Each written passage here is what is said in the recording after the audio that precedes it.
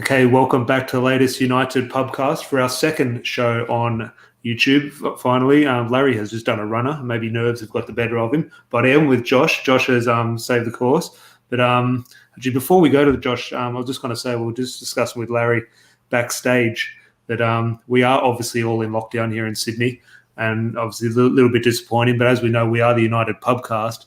We had a few comments yesterday about how the welcome back, Larry. How are you, mate?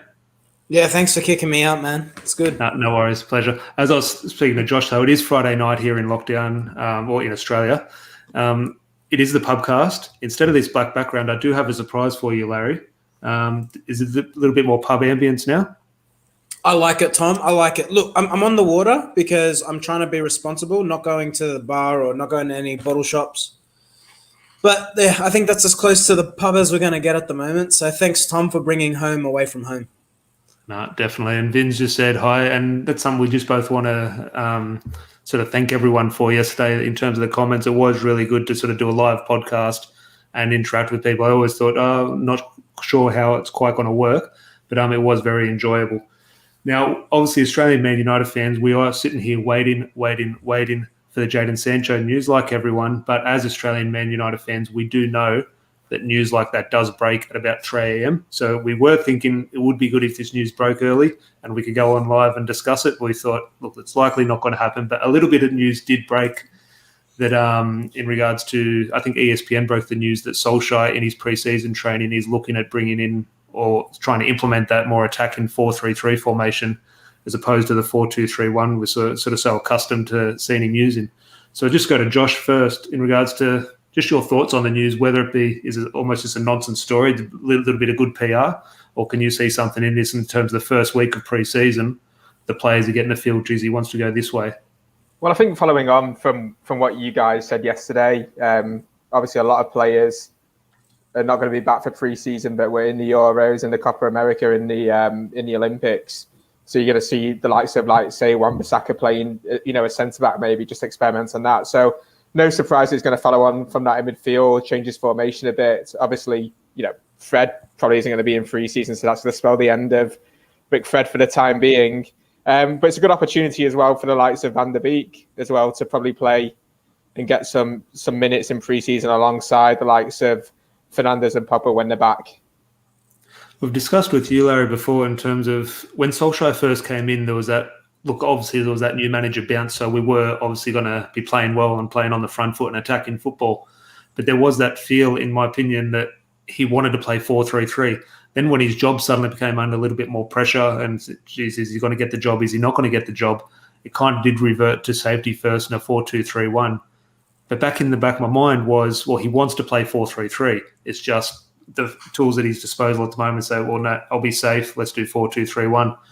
Your thoughts, is this just 3 years into the job for Solskjaer, he's finally getting the players he wants and he can implement his system? Or do you think it's just something a little bit different that he's going to try and hope that works? I think it's the natural evolution of this football team. What every successful side does do is they get the catalyst, and this counts for even if you look at Fergie's teams. We saw a period where, if you look at the 99 side, he then built, and then we got to about 2004, and then there was a 3-year period where United weren't winning anything. And if you can actually think back to the time, there was United fans almost not calling for Fergie's head, but there was this unrest within the fan base, wasn't there? To say, oh, we're going 3 years without winning, but it just shows that whether it's a player revolution or a style of play, it's the natural evolution of this football side. I think we can all agree I think since we signed Paul Pogba, the argument has always been, why don't we deputise him in the left side of a 3-man midfield and play that 4-3-3? I'm excited by this, but what's interesting, and we touched on it yesterday, who's going to sit in that 6? And that's what I asked both of you gents, because if we're assuming, all right, even if we get Camavinga, that this is an 18-year-old kid. So who's the natural replacement into that position? Well, I think for me, before I pass to Josh, ideally, in terms of the way I want to see football played, Nemanja Matic is that number 6, but that obviously throws up concerns. Well, is he the main man for 38 games a season? Probably not. Even I'm a huge fan of him. He's not someone you can say he's going to be our number 6 for the season, because he's going to have to be in and out. So you can't really rely on him. So it throws Matic out. McTominay, you definitely don't want to sit in there by himself. Fred, I think we've all got the same opinion on Fred, and especially playing that role by himself. But ultimately, then you have to think it's probably probably the safest bet in terms of if you're going to be playing attacking football over 38 games is probably Van der Beek, in my opinion. But I definitely don't want to see him that deep. But I'll go to Josh. Is there anyone that you can see in Solskjaer's mind that he's thinking, okay, this is the way forward? Or do you think he's thinking it's only the way forward if I get what I want out of the transfer market and I get a number 6? I think it's probably the latter. It's the only way forward if he gets what he wants in the transfer market. Personally, I probably agree with both of you in the sense that Van der Beek's probably the ideal replacement in terms of what we've got. I don't think Matic is feasible to last the 38 games of the season consistently playing that role. To be honest, I think if you played him for the first 10 games, he's probably likely to get injured within those first 10 games. I saw today, actually, we were linked with a player, I can't remember his name, from Leon. Oh, the Hasuma. Yeah. He's obviously not had a bad season this year. Champions. Well, I just think with midfielders, I'm not sure, it's so much dependent, Larry, on Paul Pogba's future. We're throwing all these combinations around with it. Okay, Pogba, he can play here. He might be able to play on the left. There's still a massive cloud over him if he's even going to be at the club. And our future is so heavily dependent, whether it be a positive future or a negative future. It kind of does hang on the sort of the future of Paul Pogba. That's a really good point, because if Pogba doesn't stay at United, what's really the argument for the 4-3-3? I think at the end of the day, boys, formation doesn't really matter. We've seen Pogba vent forward for France and he sits in a 2-man pivot on paper.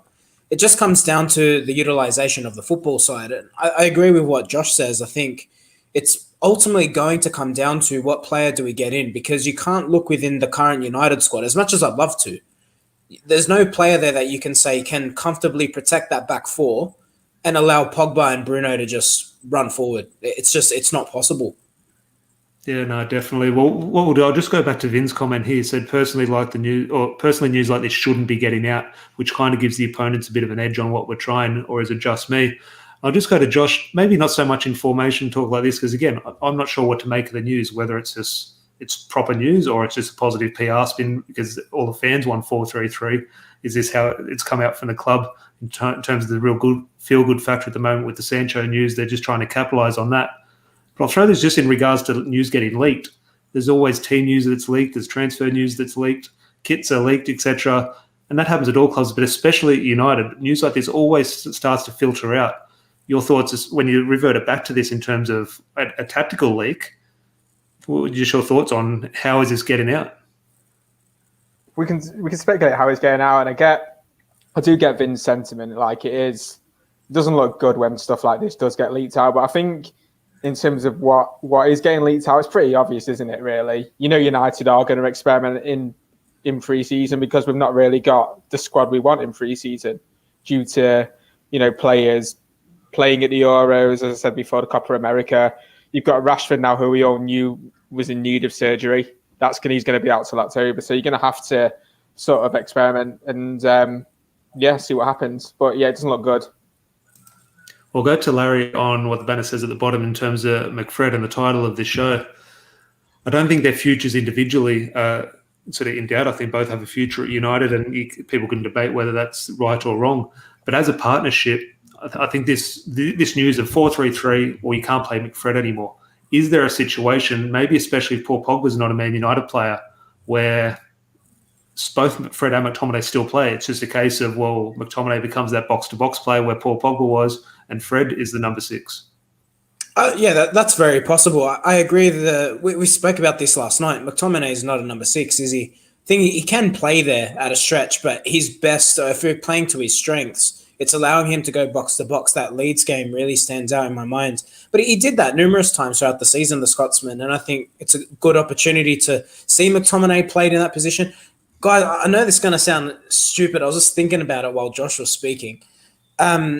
We saw Louis van Gaal deploy Andreas Pereira in a number 6 position in trial games. I'm just wondering, is it maybe a little bit of shithousery from Solskjaer to say we're just going to utilize what we have, and maybe we see Pereira light up preseason much like he used to?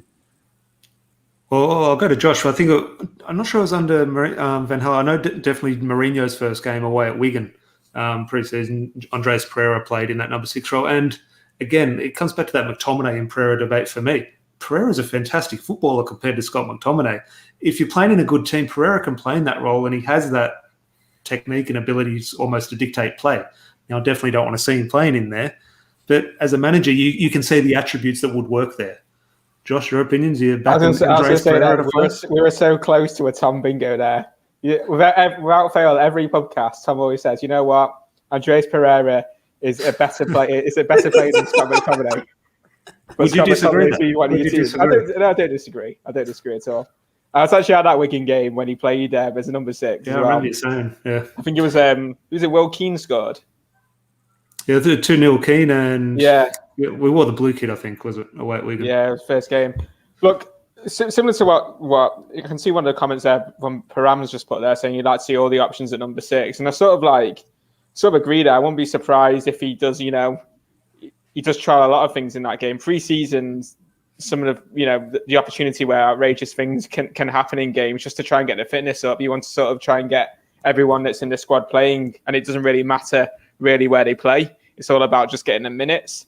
You've seen some weird scores in pre-season, and it's sort of fans lose their heads about it, but it's just a case of trialing formation and getting fitness. Well, just I'll stay with you, Josh. Larry mentioned him yesterday on the podcast. Do we almost have, and we don't know how his future will unfold, but do we almost have the perfect number 6 at our disposal, especially when you see almost the growth spurt he's had over the past year in James Garner, who is Antonio and Larry both mentioned him yesterday in terms of almost maybe being the player to watch this preseason. Is Solskjaer obviously bringing him back from a successful loan spell? Maybe you're going to pin a little bit of hope on him to be that number 6 this season. Hope. Simple answer is you'd hope so. And as you mentioned before, pre-season is probably the opportunity to do that. Trial the players that we have in our squad in positions you think they'd be, you'd ideally like them to play in going forward. Larry, do you think, in my opinion, the first name on the team sheet against Derby County in a couple of days' time should be James Garner?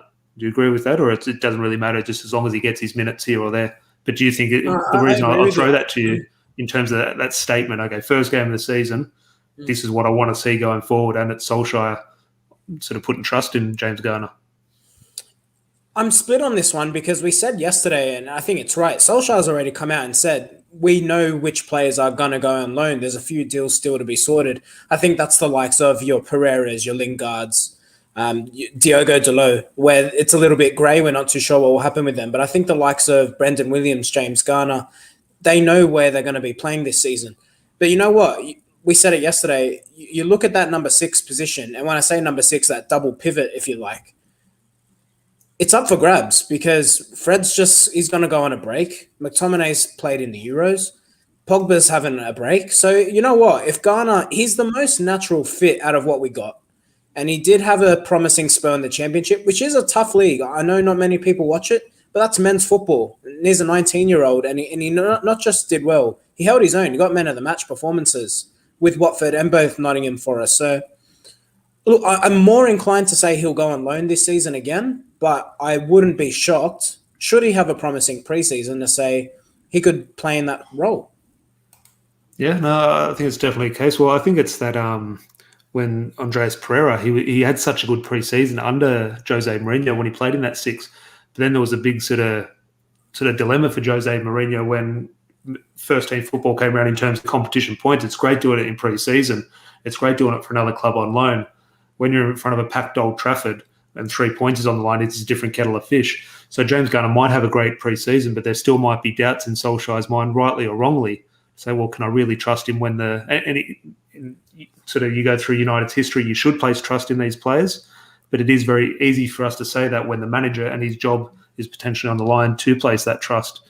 But that is why he's paid the big bucks. Now, speaking of big bucks, we'll put it up now. A little bit of news on Rafael Varane that's coming out. I don't know how reliable it is, but everyone is running with it, that it looks like it's getting close. We mentioned this yesterday, but the news today is, or the news that broke yesterday as well, is not so much the personal terms. We know whenever United's in for someone, we'll pretty much agree personal terms with any player. We'll pay them more. So, yes, they'll obviously come to Man United. The one with this, Josh, is it looks like United are in direct contact with Real Madrid. And that changes things because you cast your mind back to the Sergio Ramos deal in 2015. the reports were, okay, we wanted Ramos, Ramos wanted United, whether that was the case or not, but that was the discussion. There was never a discussion about a transfer fee with Real Madrid.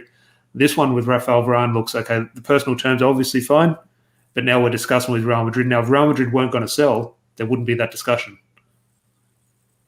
I agree with you. And look, part of me is still thinking that he's just going to accept a massive bumper contract from Real Madrid, just like every most United fans really thinking it's too good to be true. But it's going to be a phenomenal signing if it comes off. I mean, at the start of sort of the transfer window when the season ended, there was a rumor that came out that Maguire said, I don't know if you remember this, he said like he sort of needs a British centre-back partnership because the communication is just not there. And I thought there wasn't much in it. And then the more I watched Maguire towards the end of the season before he got injured, and when I watched him in the Euros alongside Stones, I was sort of like, I really think that's the answer. Obviously, England's a different setup. There's more quality in what's in front of the defence in England than there is at United, I'd say. But then being linked to Varane, I just completely changed that perception because it's Varane and he's world class. I think it'd be a fantastic signing. And the fact that, they're speaking to Real Madrid adds that little bit of hope that it might get pulled off. But as you can say, there's a little part of me that's thinking, he's gonna accept a massive contract that Madrid are going to offer him. If you'd have put a score on it, Larry, out of 10, 5 out of 10, 6 out of 10, where are you sort of sitting on the news at the moment? I'm on a 7.5 now. I think you don't see this sort of momentum wasn't there with the Ramos deal. We heard all the links that, yes, United wanted Ramos, Ramos wanted United, but you weren't hearing agreed terms. You weren't hearing there's now talks with Real Madrid. With every single United signing, you'll notice this. It's always terms are agreed with the player. Now they're going to the club. We saw it with Jadon Sancho for the best part of 2 seasons. We're now seeing that happen with Varane. We've heard all the way through wages aren't a problem. It's going to be Real Madrid and the transfer fee, and that's what's coming out now. I think he wants it. You look at his age profile, you look at what he's already achieved with Real Madrid. I know that the links with Ramos is an easy one to make, but I think it's very different scenarios. What does Varane have left to achieve in Real Madrid? There's nothing left in his career to tick in the box there. He needs to come to the Premier League. He's big, he's physical. It will give him a challenge. And imagine what it will do for him if he comes to England and United win the Premiership. It'll boost him to a whole nother level in terms of his legacy as a football player. Well, I think that's what especially having Darren Fletcher in that sort of, whether he's in a negotiating role, who knows what his role is, but that thing of having Darren Fletcher and his love and sort of passion for the club, he can sell that project. I hate the word project, but he can sell that to a player because he can start Real Madrid and have it easy for his career. But as you say, we can sell that to any player that Sancho ever run, come into United. If you're successful and you win something, you're going to go down in history as one of the great players. So that is something you definitely can sort of sell to Varane. And it does look like there is an interest on Varane's side. And just before we wrap up the podcast, Lockie, a good member of the Man United Supporters Club here in Sydney, says, how do you think we'll go against Derby? I mean, we discussed that with Larry yesterday, but I'll go to Josh. I'll throw Varane in there a little bit in terms of we were discussing Jadon Sancho's number 7, taking that off Edison Cavani. Do you think the other number 4 starts against Derby? Sir Philip of Jones? Well, I wouldn't be surprised. I really wouldn't be surprised. I just lost my words really on Jones. Like, what is it past 10 years now? Well, on Phil Jones, we'll just wrap it up now. On Phil Jones, though, take the banter out of it. What are not what should the club do? The club should obviously get rid of him. What are the club going to do? Because we can have a laugh about it. It's a bit silly. It's more than silly now. This is stupid that we're keeping him on. Like, surely something must be done this window. We can't keep him around and here in September, Jones, he's out till Christmas. He should be back training in the new year. What do you do, though? At the end of the day, he's under contract. United are the ones who chose to give him that contract. Yeah. At the end of the day, he'll sit there till it expires, unless United want to pay him out. But why would they, right? So, But are the club in a position, and look, it wouldn't be right. I don't think it's the right thing, but as you said, they've dug themselves the hole by giving him the contract. But if we want to be ruthless and take that step to go to the next level, are United in a position, would it be the right thing to terminate the contract? It's not a case of being ruthless, though. He's not playing football. That's the thing. If he was participating in the first team, absolutely, Tom. I'd agree with you 100%. The reality is he's nowhere near this football side. He wasn't even listed in the squad until the Europa League in the latter stages. He's not going to play football. I think He's pretty much not a United player, except he's on the wages. Consider it like a hush-hush payment. We actually laugh about it. We laugh about it. It's actually quite sad, really, thinking about it. No, that's the thing I don't want to... We discussed yesterday.